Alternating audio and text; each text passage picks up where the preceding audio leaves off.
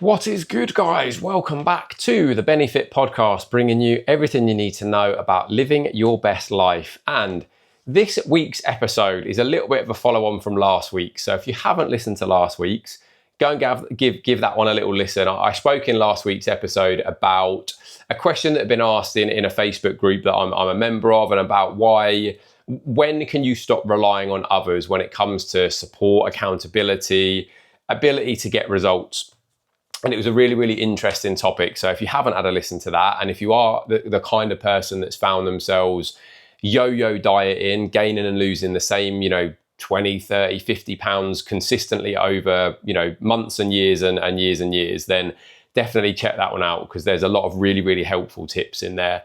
One of the things that I wanted to follow on from that episode was because I touched on towards the back end of that episode about what can be the difference between a physical blocker when it comes to continued progress and what can be a mental blocker. Now, there are various things that can happen. Like when you're going through the process of weight loss, fat loss, you're gonna come across various different challenges, hurdles. You're gonna hit plateaus at different points in time. The fat loss is gonna stall. You're gonna get frustrated. You're gonna get pissed off. Sometimes it just needs a little bit more time. Sometimes it needs the right tweak and adjustment getting made, and that might mean reduction in calories. It might mean a change in amount of cardio steps.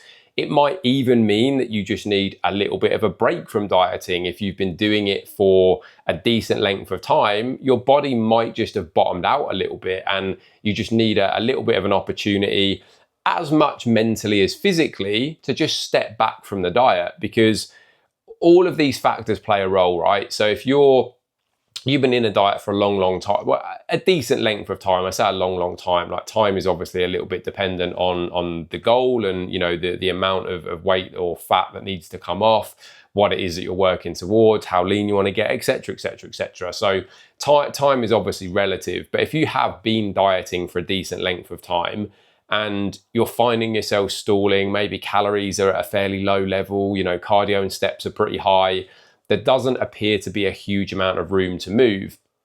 Now, the reason that things have stalled can be for a number of reasons, and one of the quite common ones is actually that the accuracy of recording, of tracking, of measuring has fallen away a little bit. So you're not actually consuming the amount of calories that you might think you are, because you started eyeballing food, guesstimating food, not being quite as accurate as you were, towards the beginning of that phase. So sometimes it just needs a little bit of a reset from that point of view. Like, actually, right, let's get back to being really, really laser focused. Let's make sure that we are accurately weighing, tracking, recording, doing all of that good stuff that's going to help. That could help push you over. If you're genuinely at the point where you are pretty confident that you're doing all of the right things, the weighing, the tracking, all of that is there. Cardio and steps are at a fairly high level. You're pushing yourself in your workouts and things just aren't moving. You may well just need, in that situation, to just take a step back for a minute. Let's have an opportunity to just bring calories back up a little bit to new estimated maintenance. Give your body and brain a chance to have a little bit of a break, and then we push again. Very, very commonly, that is going to get things moving. But the big topic that I wanted to talk about here was more so around the mindset, and the mindset that sometimes the blocker is, and this isn't intended to sound quite dismissive, sometimes the blocker is actually just all in your own head. One of the best examples I have for this is, I've seen this, on a couple of different occasions, and new clients have come to me, and we've been chatting things through, and we get to a certain point in their journey, like they reach a certain weight or look or feel or clothes size. They get to this point and they just cannot get past it. And they've tried by themselves, they've tried working with other people. They reach this certain point and they just cannot get past it. And what can happen, the more times that you've done that as well, the more that you start to think there's something wrong. Like, is this as hard or as low, or as, the size, the shape, the level of leanness, this is as much as my body wants and is going to allow me to do. And while, I understand where that thought process comes from, what is often the situation is that it's almost an element of self-sabotage. And that self-sabotage can be completely like unconsciously done. It's not an intentional, I get to this weight and I just scoff all the biscuits in the jar. I get to this weight and I order takeaway every night for the next week to make sure that I don't get any lower. It's not like a conscious choice like that. But there may have been something that's happened in the past that in your mind somewhere, and it could be buried pretty deep, there is a blocker there. So the examples that I've seen in the past are people who have experienced, a decent amount of transformation previously. So somebody who's maybe, I remember working with a guy once who he was a pretty big guy when he came to me. He wanted to lose a decent amount of weight, and we got to that point and he was really, really happy. But it was that same point again. It was the point that he'd got to time and time and time again and just couldn't push beyond it. And we tried a few different things. We tried pushing calories lower. We tried increasing cardio. We tried taking a step back and going again. We tried a lot of stuff that just didn't quite seem to hit the nail on the head.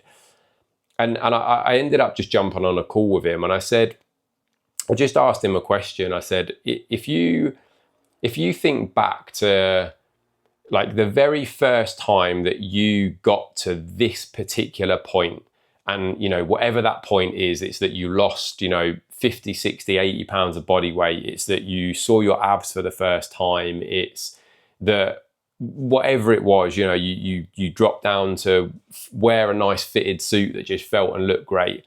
When you think back to that very, very first time, what else happened in life at that point?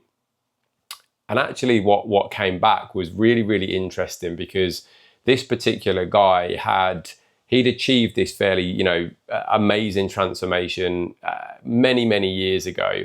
And he'd got to the point where he'd lost a huge amount of weight. He looked great. He felt great. His confidence was up. He was starting to get a lot more attention from the opposite sex. And ultimately, his wife at the time got extremely jealous and couldn't handle the fact that her husband was getting all of this attention from elsewhere. He wasn't acting on any of it, but it was just this situation where, because he changed himself, he'd bettered himself, he'd lost this weight, he looked great, he felt great, the energy that he had, all of the additional confidence was just attracting people to him. And it actually ended up breaking down that marriage.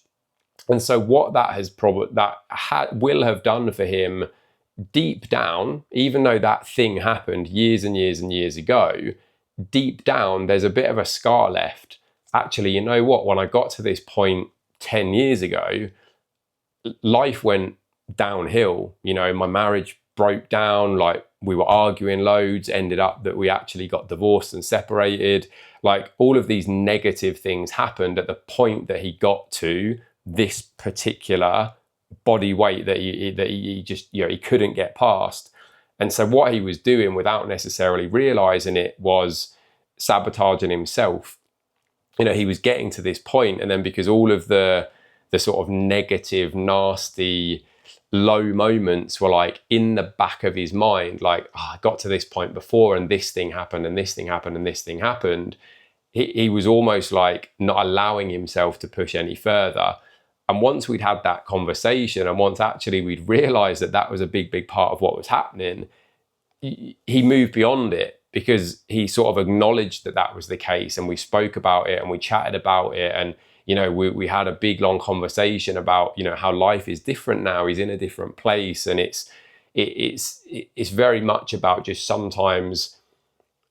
And again, this for me is where coaching is so much more than X's and O's, because if all that anyone was able to do as a coach was change calories, change cardio, change steps, change training plans, if it was just the black and white stuff, this issue would never have been identified. And this guy was probably never, ever going to get beyond that point, because he wasn't aware of why it was even happening in the first place. Whereas, what I've come in and done with, the knowledge, the experience of stuff that isn't just those X's and O's. It's not just about calories, macros, training, cardio, steps, because I've come at it with a more of a psychological approach, like a human behaviors thing and experience stuff that, you know, where I've delved deeper into worlds that aren't just nutrition and training, I was able to bring that out and, you know, help that guy get to a place that he'd never been before. And I think it, you know, it's just something that I wanted to talk about a little bit more, because I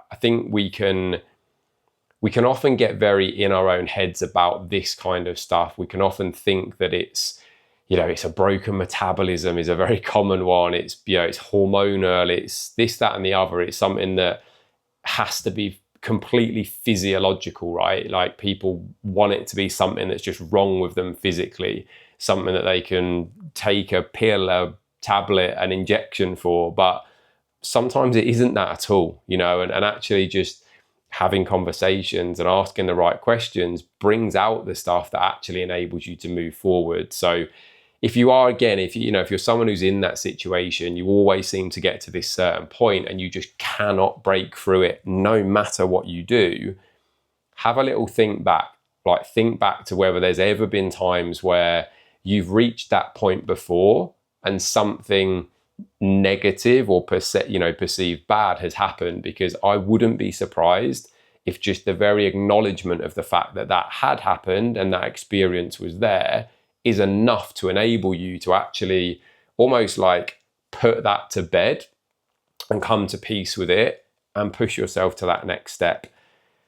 Any questions on that, let me know. I appreciate that's a bit of a deep one for a Friday morning, but you know, often that is the case. Like, often we do have to dig deeper, and it's not surface level stuff. So any questions, as always, ben@benhowardfitness.com is the email address. You can find me on any of my socials @benhowardfitness. Any likes, any shares, any comments, any reviews, all of that amazing stuff would be very, very much appreciated indeed. And I'll be back again very soon with the next episode.